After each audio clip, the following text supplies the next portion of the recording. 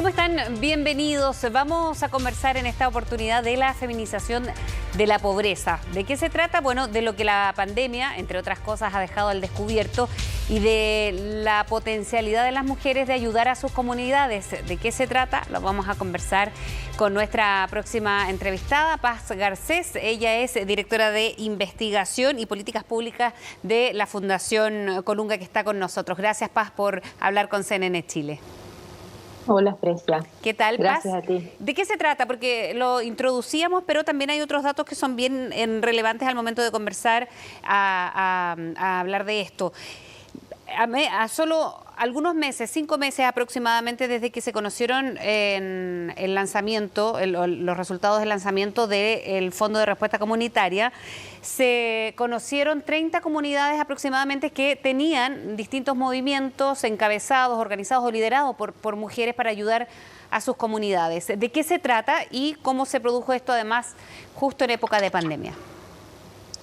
Bueno, contarte un poco que las mujeres en general históricamente han estado en situaciones más precarias que los hombres. La encuesta CACEN 2017 y las anteriores muestran realidades que son bien duras para las mujeres en términos del mercado laboral, los hogares que son dirigidos por jefas de hogar mujer, y la situación del COVID no hace más que reforzar esta situación. Que las mujeres tienen se encuentran en un estado mucho más precario para enfrentar también este tipo de emergencias. En este contexto de pandemia y a raíz de algunas hipótesis que nosotros teníamos en Fundación Colunga, junto con otro grupo de fundaciones familiares, diseñamos este Fondo de Respuesta Comunitaria, donde la figura central es el rol que pueden cumplir las organizaciones comunitarias para satisfacer las necesidades de las comunidades. Entonces, diseñamos este fondo, lo lanzamos en septiembre y ya con el correr de los meses de implementación de estos proyectos nos damos cuenta que más del 70% de los jefes de proyectos son mujeres.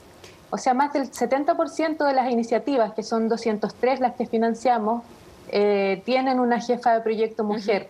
Y efectivamente eso se ha notado un montón en cómo se han ido ejecutando los proyectos, en la calidad de los proyectos y también en los tipos de ayuda y de necesidades que van a cubrir estos proyectos. ¿Y esto cómo ha cambiado respecto a otros periodos? Porque ahora quizás lo particular es que fueron en época de pandemia, donde la mujer además tenía que enfrentar, lo sabemos, otro tipo de desafíos personales y laborales quizás. Efectivamente, la DOS, que es los que ven el tema de las organizaciones sociales dentro del gobierno, en el año 2020 sacan una cifra que dicen que 3 de cada 4 dirigentes sociales que se capacitan en Chile son mujeres. Si a eso le sumamos que la mujer tiene una mayor participación solo en organizaciones comunitarias, porque en sindicatos y en partidos políticos no es así, y además le sumamos el rol histórico que tienen las mujeres en el tema de cuidados a nivel interno de la familia, así como también dentro de algunas profesiones y oficios que realizan, sobre todo en el área de la salud. Si juntamos todo eso, vamos a ver que es muy natural que las mujeres tomen el liderazgo en estas iniciativas de proyectos comunitarios y salgan de sus hogares en ayuda de sus vecinos, de sus comunidades y de quienes lo están pasando más mal. Antes de entrar y conocer un poco en cuáles son los distintos proyectos, sería también interesante ver, o cómo lo ves tú, Paz, desde tu rol, este rol, valga la redundancia, de cuidadoras que tú mencionabas tienen las mujeres en general, en las familias, pero también cuando hay niños o personas de salud vulnerable, muchas veces quien se hace cargo son las mujeres. Me gustaría conocer tu visión a ese respecto. Efectivamente, en la encuesta CACEN del 2017, que es la última que tenemos datos disponibles y que es una encuesta de hogares que mira la realidad nacional en términos socioeconómicos, el 68% de los cuidadores de personas que tienen alguna discapacidad u otro tipo de problemática son mujeres.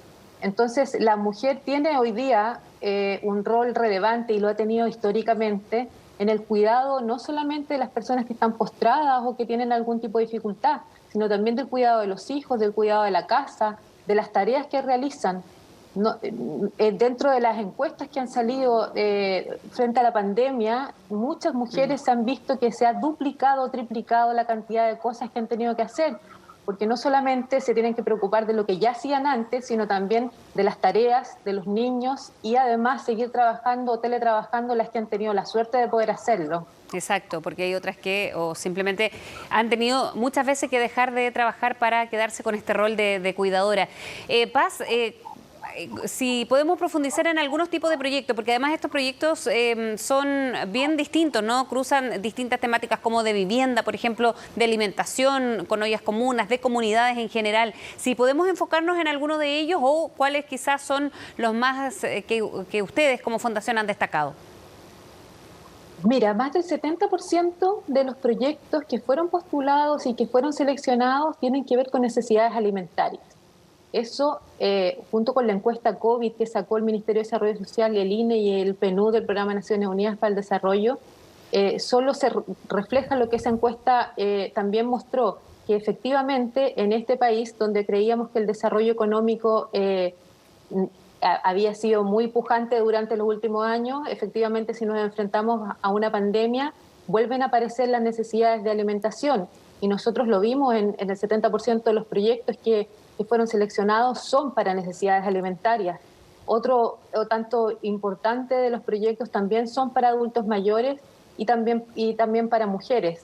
El 57% de nuestros beneficiarios, no de los jefes de proyectos, sino que los beneficiarios de estos proyectos son mujeres. Entonces, nosotros hemos visto distintos tipos de iniciativas que son alimentarias, iniciativas que también tienen que ver con agua, porque en este país también falta agua, en la pandemia la gente aumentan sus necesidades de agua para lavarse las manos, para el tema de higiene. Entonces, también aparecen algunos proyectos con esas necesidades y también proyectos de salud mental. Si bien no son proyectos muy desarrollados, pero son proyectos donde los jefes de proyectos junto con las comunidades se dan cuenta que hay temas de salud mental dentro de la comunidad y que se han visto agravados en el tema de la pandemia, entonces también arman algunas iniciativas y tenemos el caso de algunas mujeres de acá de la región metropolitana que se han juntado, que arman grupos de autoayuda y que lo van mezclando con actividades que son un poco más artísticas. Hay arpilleras, hay temas de pintura, hay talleres de yoga, de mindfulness, que en verdad son necesidades que uno diría, pero ¿cómo si está la alimentación? Bueno, la salud mental es uno de los problemas que nos está dejando esta pandemia como consecuencia del encierro y del nivel de estrés que sufrimos todos. Exacto, durante y después de la pandemia. Quizás como eso también lo vamos a ir viendo y va a ir repercutiendo también en la sociedad. ¿Con cuánto tiempo comenzaron a articularse todos estos proyectos? Porque hubo un proceso quizás mundial de comenzar a conocer las circunstancias en las que íbamos a vivir por largo tiempo, hasta que comienzan a articularse estos proyectos que tú nos mencionas, Paz. Sí, nosotros en la Fundación, más o menos en el mes de julio, cuando vimos que estaba el pic de la pandemia y empezamos a ver que de a poquito fueron mejorando un poco las cifras de contagio, empezamos a ver y a notar junto con las otras organizaciones con las que estamos trabajando que la ayuda empezó a retroceder. Pero que como tú bien los mencionas, las consecuencias de la pandemia van a ser de largo aliento. La recuperación va a ser muy lenta y entonces pusimos en marcha este fondo, salimos a recolectar los recursos necesarios para esto y se sumaron muchas fundaciones como la Fundación Mustaki, la Fundación Olivo, la Fundación San Carlos de Maipo, entre otras, Fundación Careno, y no quiero que se me quede ninguna afuera, pero son muchas fundaciones que nos ayudaron y que están hoy día trabajando con nosotros en este Fondo de Respuesta Comunitaria que cuando lo lanzamos, más de 2.000 personas se metieron a nuestra página web para comenzar su postulación. De esas, cerca de 1.000 cerraron su postulación y casi todos los proyectos eran admisibles. O sea, estaba muy cierta la necesidad de contar con ayuda para poder salvar las consecuencias que estaba dejando la pandemia. Y de eso finalmente quedaron 203 proyectos. Ojalá hubiésemos tenido más recursos para poder haber dejado el resto de las iniciativas porque eran muy buenas también. Y estamos con estos proyectos hoy día funcionando.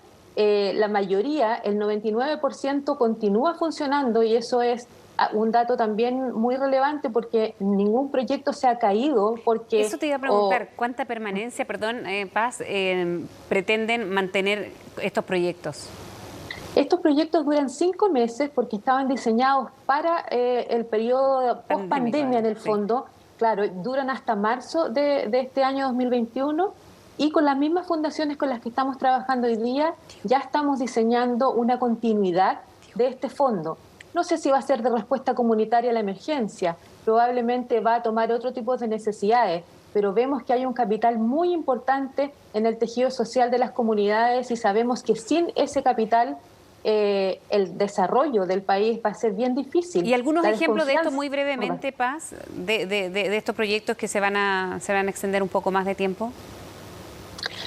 Hoy día los proyectos duran hasta marzo 2021 y esperamos poder conversar con ellos, poder mirar dónde es necesario seguir desarrollando las iniciativas de acuerdo a cómo se vaya dando el tema de la pandemia y cómo va a ser la realidad que viene después. Pero pensamos que una buena cantidad de estos dirigentes sociales, sobre todo, y dirigentas, van a poder acceder a este nuevo programa que ya estamos diseñando y que tiene que ver con fortalecer el liderazgo en los territorios y con fortalecer las capacidades de estas organizaciones de manera que puedan dar respuesta rápida a las necesidades que tienen en su comunidad. Bien, Paz Garcés, muchísimas gracias por haber hablado con nosotros. Que estés muy bien. Muchas gracias a ti, Cristian. Bien, le agradecemos a Paz Garcés por haber estado conversando con nosotras, directora de Investigación y Políticas Públicas de la Fundación Colunga. Muchas gracias por habernos acompañado y siga en compañía de CNN Chile. Nos vemos.